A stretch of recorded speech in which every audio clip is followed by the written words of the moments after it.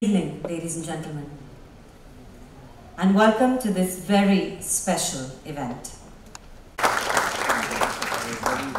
Good evening, ladies and gentlemen. I'm very happy to be here in Mumbai today to treat you to truly unique experience.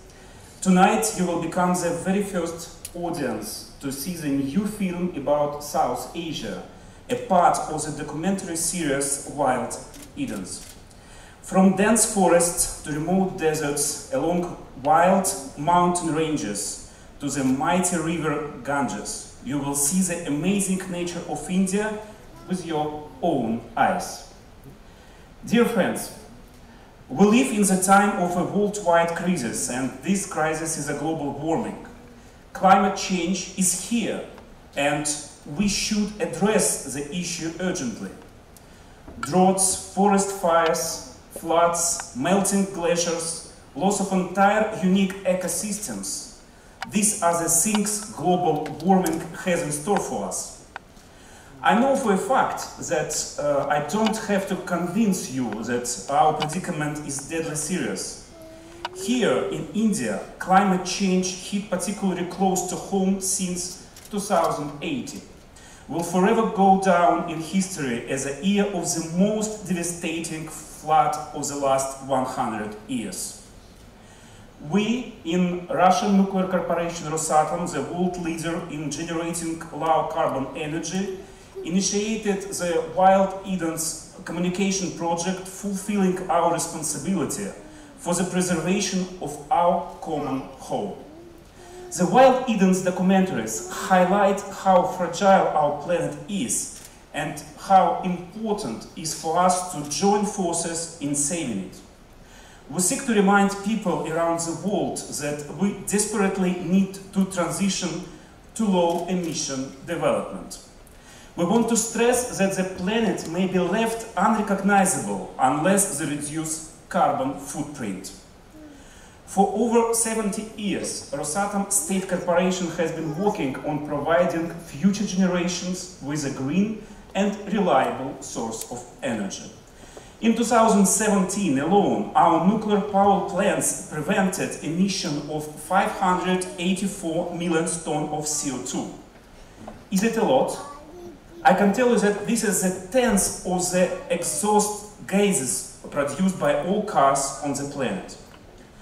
Nuclear power is essential for cutting CO2 emissions and achieving the objectives of Paris Climate Agreement. It also contributes to sustainable development, which is necessary for the preservation of flora and fauna. Along with our international partners, we take responsibility for resolving global environmental challenges and call upon the world community to wake up and do the right things. As Mahatma Gandhi once famously said, "Be the change that you wish to see in the world." Russia and India have a special relationship, and the field of nuclear cooperation is not exception. It's a great honor for us to be a partner of India in the implementation of such large-scale international project as the Kudankulam nuclear power plant. Having made a choice to build the station, India chose to preserve its unique nature. Since nuclear generation is essentially CO2 emission-free, the Kudankulam supplies 4,000 states with clean energy. Rosatom not just does not pollute the environment, but goes even further. For example, prior to the start of the Kudankulam's construction, we planted trees in the area of expanded the nearby pond. As a result, birds returned to the previously dehydrated area, including the rare grey pelicans. Thank you for your attention, and I hope you will get pleasure from watching the movie. Thank you very much.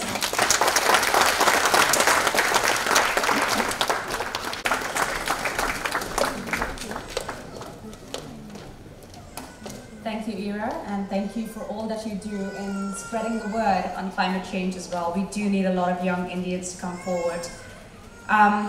Okay, so for those of us who grew up in the late 80s and the poor kid, I think, might want to go out. Who's take her out. Oh, poor girl.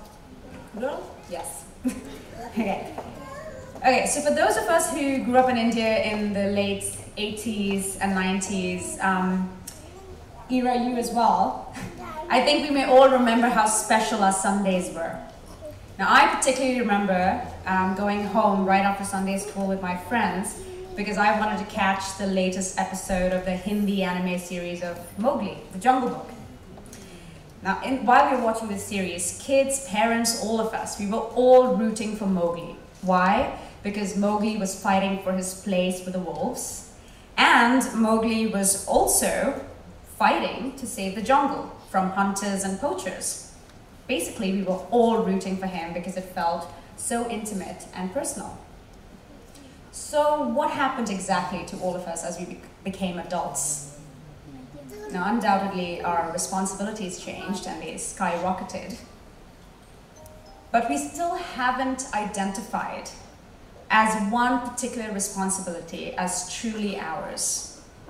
We have, in a way, grown so distant from that childlike ability to connect with everything as our equal, as one of us.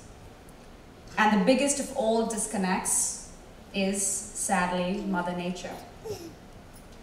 So in December 2018, just a few months ago, I visited Agra and New Delhi for a reconnection trip with my home country, India.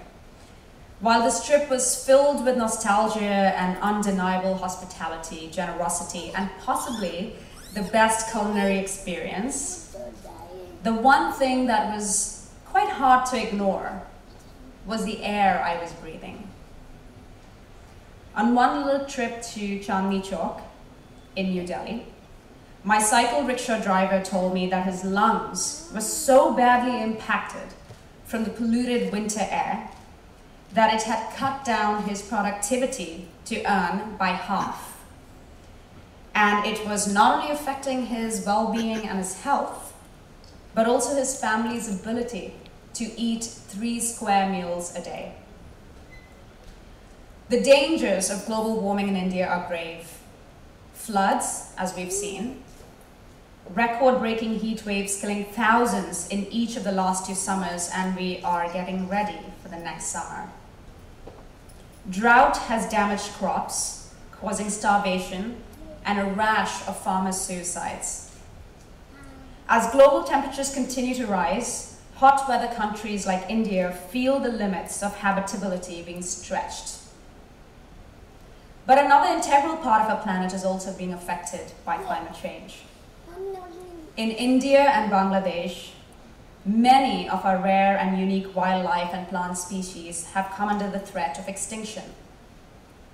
Now, we may not immediately relate to this as being important and may not understand the need for protection and preservation, but if we did fully understand the impact of these fast-moving changes, we would want to do something about it right now.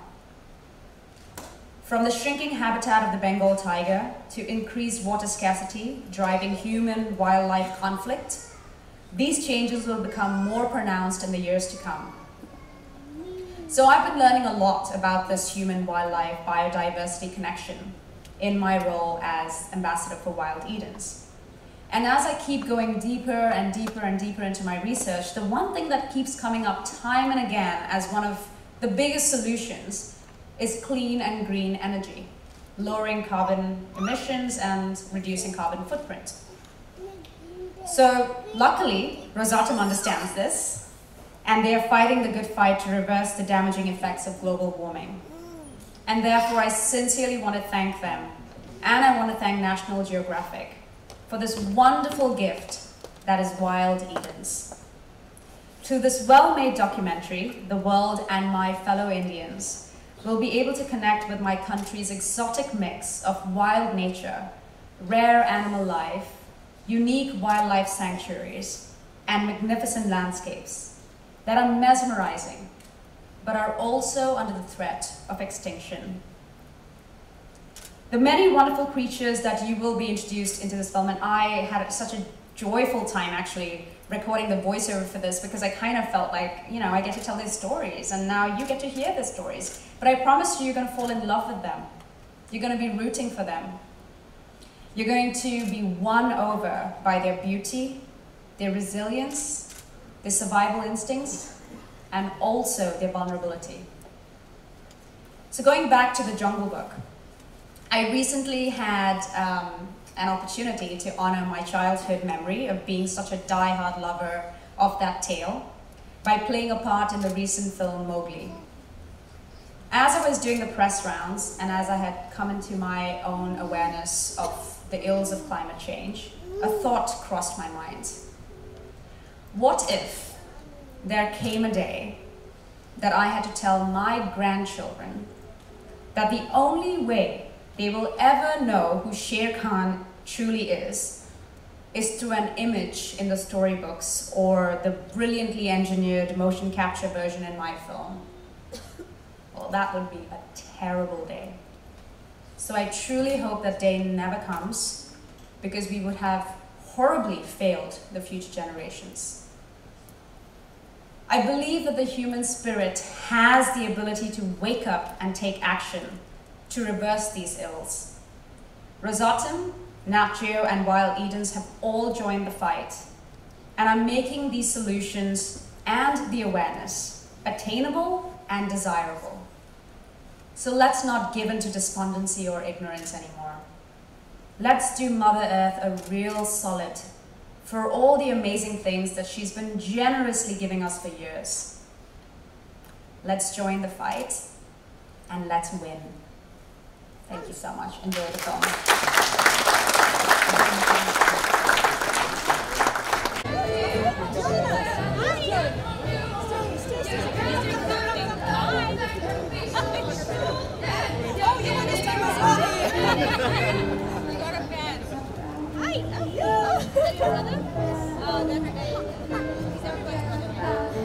Okay, guys, smile.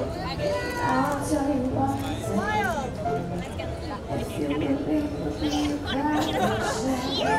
Let's get a photo. Can you come there behind? Inside, yeah. You did a good job. Can you guys come here? But squish it. Go, go, go, run. Okay, we good? Yeah, and photographers.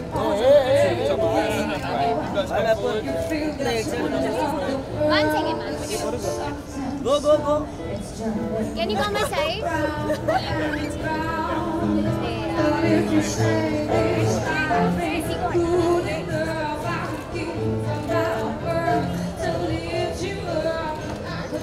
Raleigh, you're his favorite. Take him out. Can you come my side, He's just like please? playing with us. Look you. Thank you. Thank you, everyone.